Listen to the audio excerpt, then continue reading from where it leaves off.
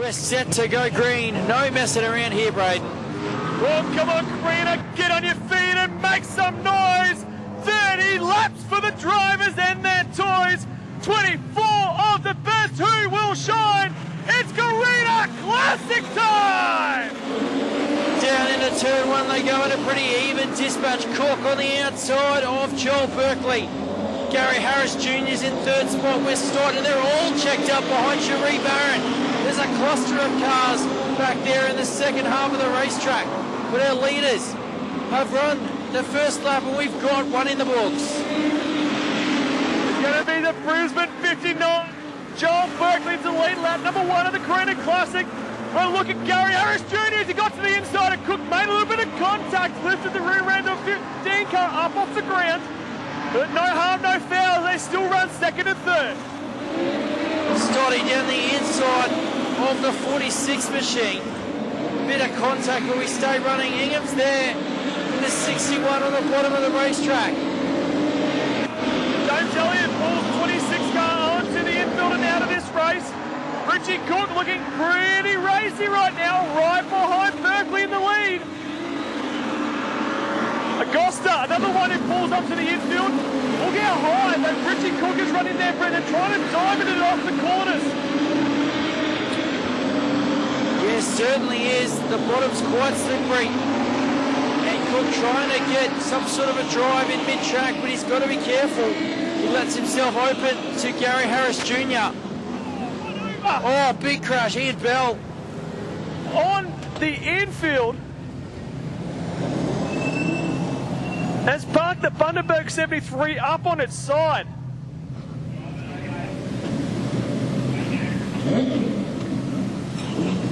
Bell, I think it is. Is it Bell? Yes, the Bell Correct. machine. Yep. I'd say he's slid onto the infield and it's just kind of dug in on the granite there. Unless you saw, Braden, did it go over a complete No, I did not. The rotation? first thing I saw was the red lights in turns 3 and 4, which I was facing.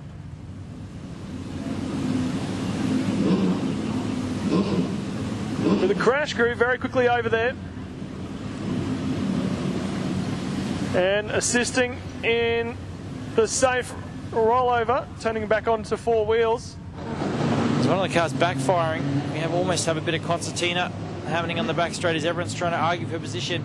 Frank Packer buried through the field. He's had a shocker of a night.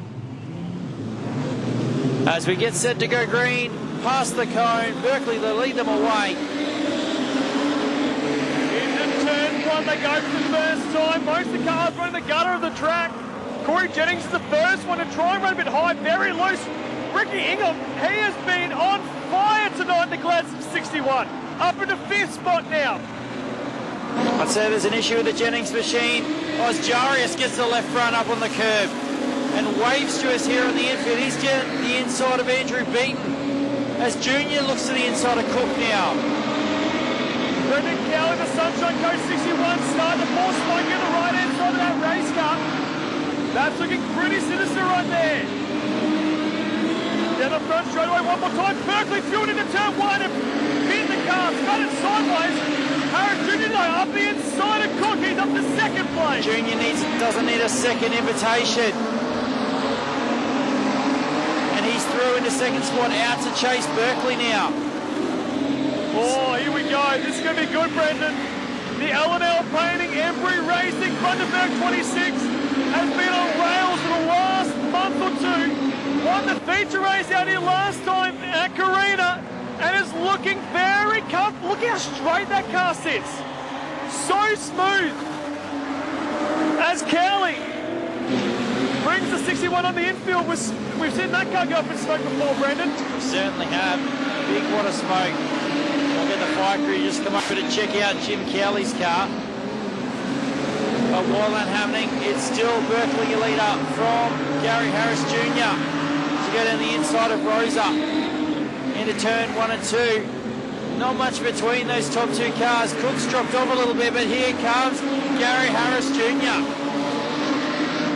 Right to the back bumper of the 59 of Berkeley. Looks to the inside this time through turn 3. Oh, what a defense, Rosa! Will Rosa against the fence in turn number 4. The car just turned right. Couldn't do much more than that. And the Sunshine Car 57 stops in the middle of turn number 4. Thankfully, it didn't roll down further onto the racetrack after the contact there.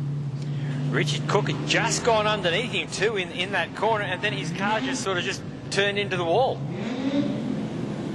Junior and Cook, Stott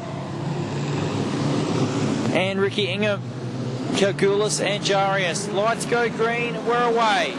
Nice, good start from Berkeley once again. Pulls a couple of car lengths to Harris in second. Cook looks at the inside of Harris. Oh, Ingham.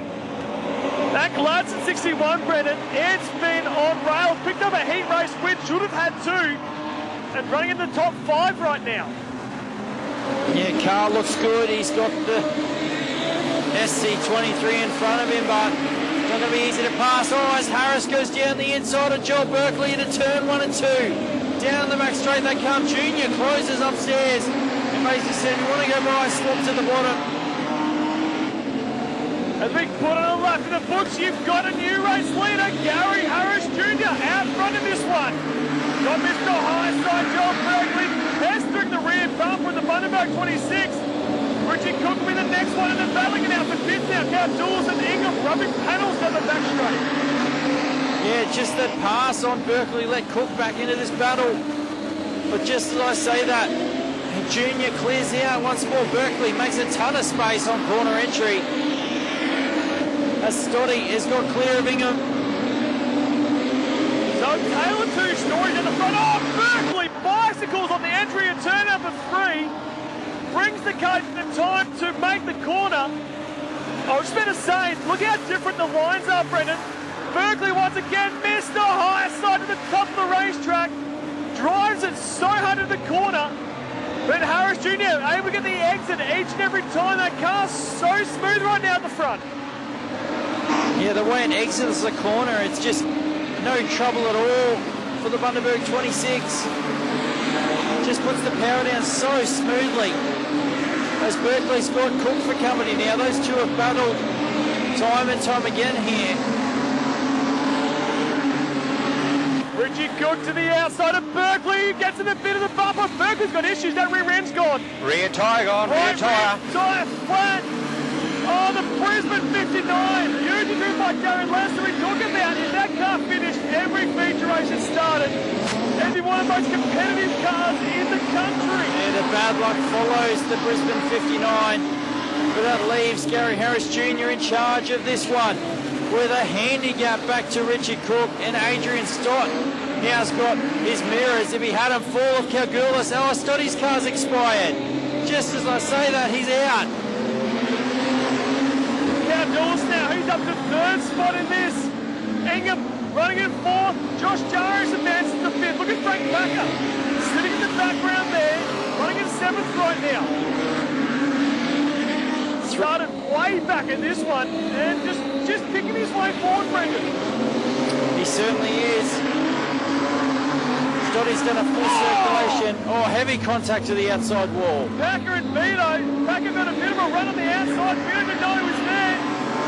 Put him towards the fence. Cowdouls trying to get up the inside of Brower. And as Ingham goes around with contact between him and Jarius, he's going to lose wholesale positions now.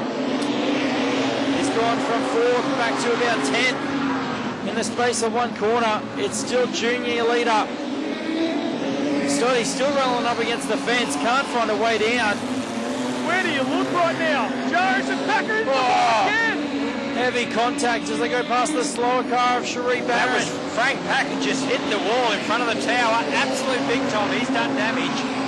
Yeah, and I think the Bundaberg 77 the Kanko's car will retire to the infield. Oh! Oh, it doesn't in time. France collects to the right rear of Packer. How was that not a massive accident? Woo. Meanwhile, Gary Harris Jr. has just about half a lap on the rest of a very strong production sedan field. We've got cars trying to pull off the racetrack on both sides now. Kalgulis is running in 3rd spot. Jarius finds himself in 4th with Andrew Beaton in 5th. DJ Leonard will be the next one there, the Rockhampton 18, holding the heels of Vito. Bundaberg 7 car. Look out, because here they come. 4 cars battling out for the minor positions. But Junior in a league of his own right now. Out in front in the Bundaberg 26. Richard Cooks the whole length of the straightaway and then some. Back in second spot. Blue flag still being shown as our race leader puts another one a lap down.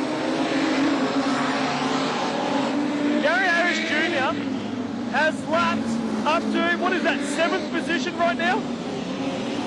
And he's not done yet. There's a big pack of cars he's about to close in on. That's for 4th, 5th, 6th, and there's 7th. Vito trying that run up the inside. He's trying his best down the back chute, but those cars are all locked together. Ricky Ingham back on the attack. Cook's out. Cook's out. Oh, He's you're out. kidding. In the closing stages, the Gladstone 15's out of this one as well. So we're down to Junior, and then we go all the way back to Kalgoulis. In second spot, he's coming through turn 3 right now. And then it's Josh Jarius finds himself in third spot. Maybe it's not the right idea. If he can just finish this race, he's already in the top 10, Brendan. He's 5 laps down, maybe more. Spot on, mate. 5 to go. Here we go. And Gary Harris Jr. is about to lap 6th spot on the racetrack. Oh, Ingham trying to go down the inside of Jarius. Vito would absolutely love to get on this podium. It's right there in front of him. DJ Lennon's there as well, but these guys are going to get blue flags. As the leader has now caught this group of cars. This Embry racing car is on fire. They've unlocked something in this machine, and it has been fantastic. Oh, Vito using the top of the track. Harris gets up the inside, gets to the back bumper. Oh, jeez, that was close.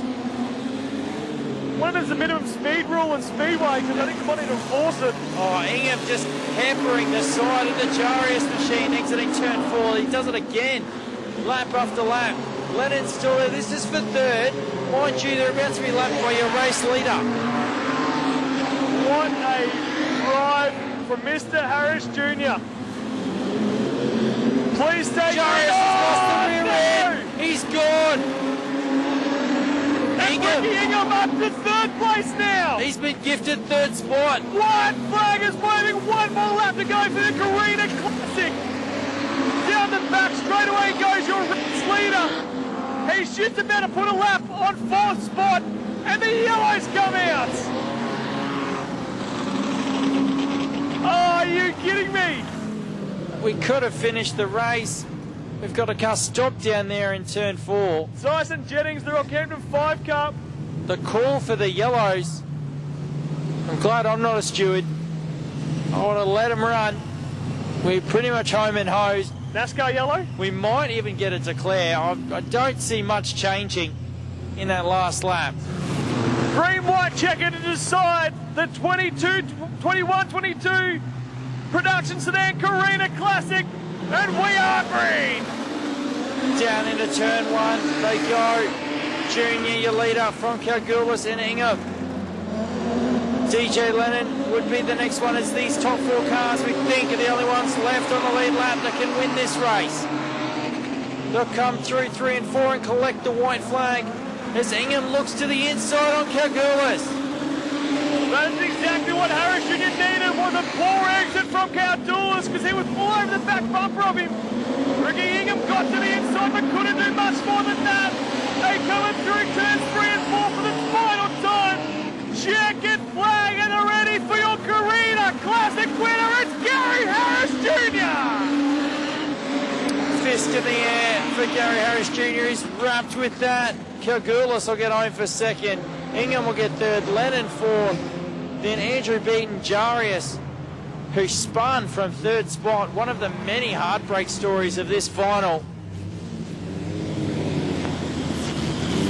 But our winner, the inaugural Production Sedan Carina Classic, brought to you by AAA Home Loans White Bay. It's Gary Harris Jr.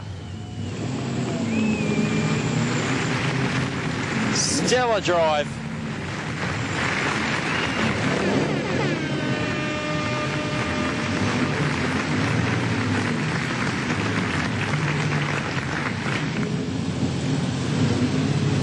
Well, come on, Carina, as he makes his way for some donuts in turn number 2. $1,500 goes to the Bundaberg team, the Embry Racing, L&L Painting, and Gary Harris Jr.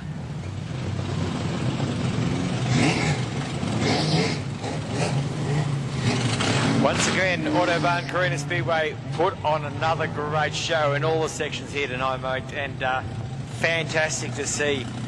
Brandon, Braden, it has been a fantastic season. We might have lost a couple during the year, and but what we've put on, this is just a showcase tonight. Yeah, huge season we've had here, even with a couple of rainouts. It's still been massive events.